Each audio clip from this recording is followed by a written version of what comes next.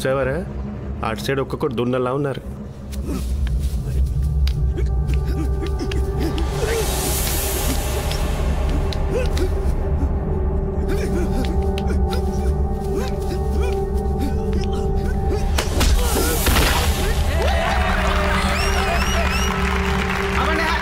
అక్కడ మనం లోడిపోయారు.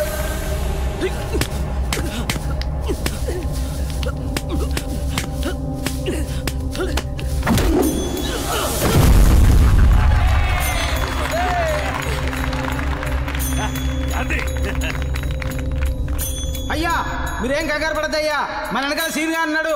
అదిగో సింహంలా ముందుకు దూసుకొస్తున్నాడు.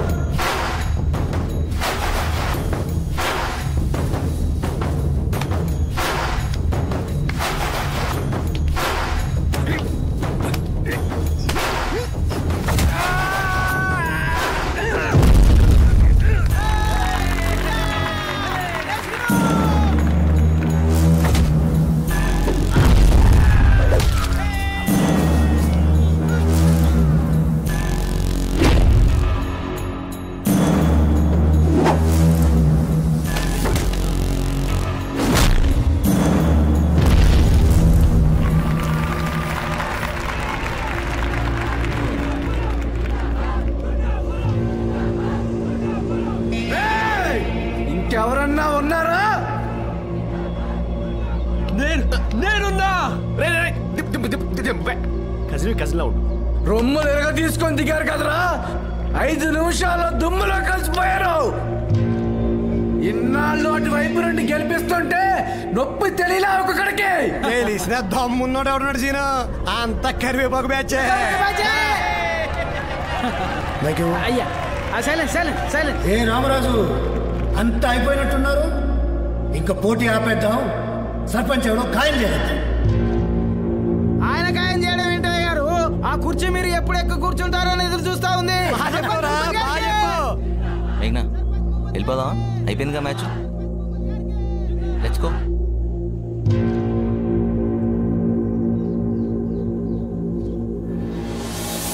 చూడు మావా, చివరాఖరిగా నీకు అవకాశం ఇస్తున్నా. దీన్ని తీసుకొచ్చి నా చేతిలో పెట్టు. ఇప్పుడే మన ఊరు తరపున దిగుతా, నిన్ను తీసుకెళ్లి ఆ కుర్చీలో కూర్చోబెడతా. ఇంటికైనా వంటికైనా మగారు కావాలి, అంతేగాని మడత కాజాగాడు కాదు. ఆలోచించుకో. రేయ్,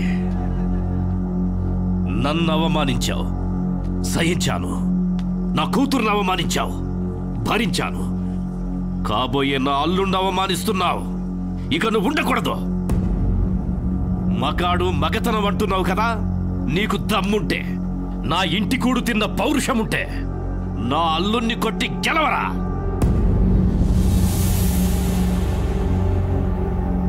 ఇప్పుడే ఈ ఊరి ముందే నా కూతుర్ని నీ చేతుల్లో పెట్టి నీ కాళ్ళు కడిగి నెత్తిన చల్లుకుంటా.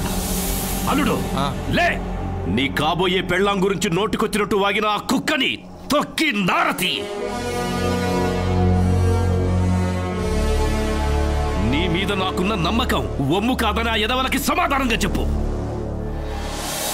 ఏ రామరాజు, నోరు జారావు, వెనక్కి తీసుకోలేవు. ఏ భూపతి, ప్రాణమైనా తీసుకుంటానే గాని ఇచ్చిన మాట వెనక్కి తీసుకునే ప్రసక్తే లేదు.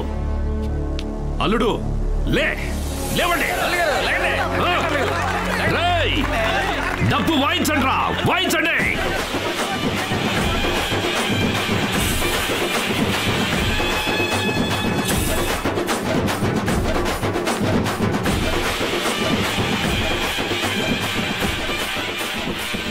అరే, వాడు రెచ్చగొడితే ఈయన రెచ్చిపోవడమేనా? అసలు వచ్చో రాదో అడగడం లేదు, మీరు డిసైడ్ అయిపోవడమే. పెళ్లికి పోటీకి ముడిపెట్టడం ఏంట్రా? ఏ కాలంలో ఉన్నారా? అంటే ఎలాగైనా పోటీ పడి గెలవరా, నీలో దమ్ముందిరా. అక్కడ దుమ్ముందిరా. దూరంగా దుమ్ము చూస్తేనే అలర్జీ స్టార్ట్ అయిపోతుంది ఇక్కడ. అలాంటి డైరెక్ట్గా దుమ్ములోకి తోస్తున్నాడు ఎలా అన్న. నువ్వు గట్టిగా ట్రై చేయరా, నువ్వు పక్కా గెలుస్తావు, నమ్మకం ఉంది. గట్టిగా తొక్కితే గెలవడానికి సైకిల్ పోటీ కాదు నాన్న, కుస్తీ. అదిగో అని చూసా, పోటీ పడుతున్నట్టు లేదు, పగతో కొడుతున్నట్టు ఉంది. నేను పోతారా? 108 కాల్ చేసి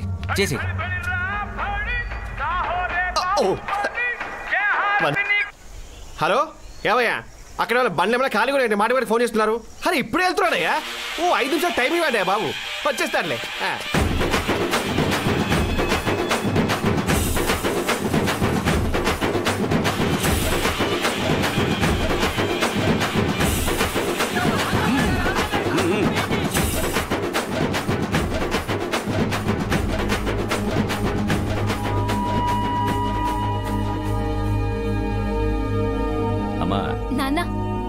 రేపు ఆనందని కుస్తీలో దింపుతున్నా.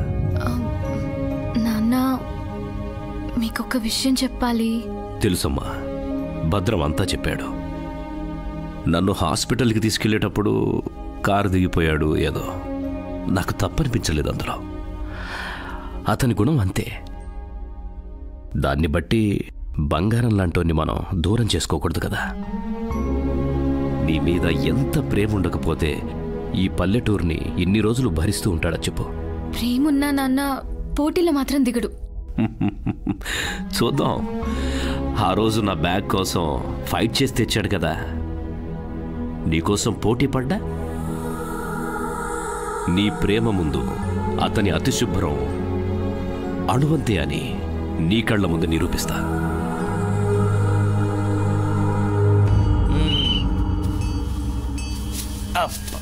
Hello hello.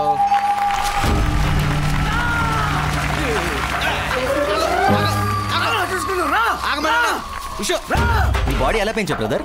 ఒకసారి కుదురుగా నుంచో. ఆగాగు. ఇలా నడు. అలాగా డిగ్నిఫైడ్ గా. ఇలా అన్నమాట బ్రదర్. అంత గట్టిగా అరుస్తున్నావు, గొంతు పోద్ది.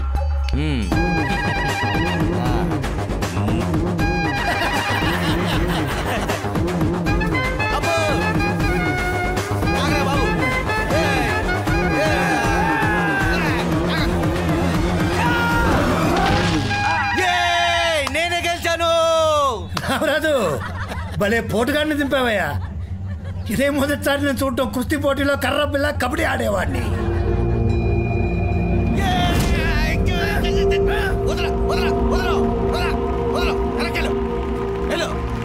ఆపండి ఆపండి. మీరు అరిసేయటం, ఈ డొల్లుపై తెలియకుండా రెచ్చిపోవటం. ఇది నాకు సంబంధం లేని ఫీల్డ్. ప్రోగ్రామింగ్ రా. కోడింగ్ అంటే ఏంటో చూపిస్తా. ఇదిగో ఇక్కడే వెయిట్ చేయి. మ్యాచ్ క్యాన్సిల్ చేయించేస్తా. అంకుల్తో మాట్లాడొస్తా. ఓకే, ఇక్కడే ఉండు. అక్కడే ఉండు. ఓ వచ్చేస్తున్నాడు. చిచ్చి తప్పు అంకుల్, మీరు చేసేది చాలా పెద్ద తప్పు. చూద్దామని వచ్చినండి పోటీలో దించడం మహా పాపం అంకుల్. ఆయన ముట్టుకోవడం కాదు కదా, ఆ మట్టిలో కాలు పెట్టాను కూడా నా మైండ్ యాక్సెప్ట్ చేయట్లేదు. చూడండి, షూస్ కూడా వేసుకొచ్చాను. ఎవడన్నా వేసుకొచ్చి పోటీ పడతాడా? పడ్డ కదా, చెప్పరా. అయిందేదో అయింది అంకుల్. అయినా పెద్ద పెద్ద క్రికెట్ మ్యాచ్లో వర్షం పడితే క్యాన్సిల్ అయిపోతాయి. తొక్కలో 2 రోజుల మధ్య పోటీ ఏముంది పెద్ద విషయం దాంట్లో? అంకుల్, నెక్స్ట్ టైం ముందే ప్లాన్ చేసి మంచి ప్రొఫెషనల్స్ని దింపుదాం. మీరేదో ఆవేశంలో చెప్పిన మాటని వాళ్ళని మరీ అంత సీరియస్గా తీసుకోవద్దని కన్విన్స్ చేస్తా. మ్యాచ్ని క్యాన్సిల్ చేసేస్తా. మీరందరూ బట్టలు తీసి రెడీగా ఉండండి. అర్థం చేసుకుంటారు, మనం ప్రొఫెషనల్స్ కాదు కదా.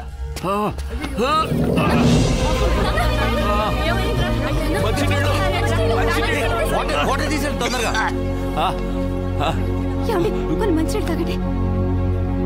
అందరూ వెనక్కి జరగండి. కాస్త ఊపిరి ఆడద్దా? జరగండి. నువ్వు వెళ్ళి ఇక్కడి నుంచి పో.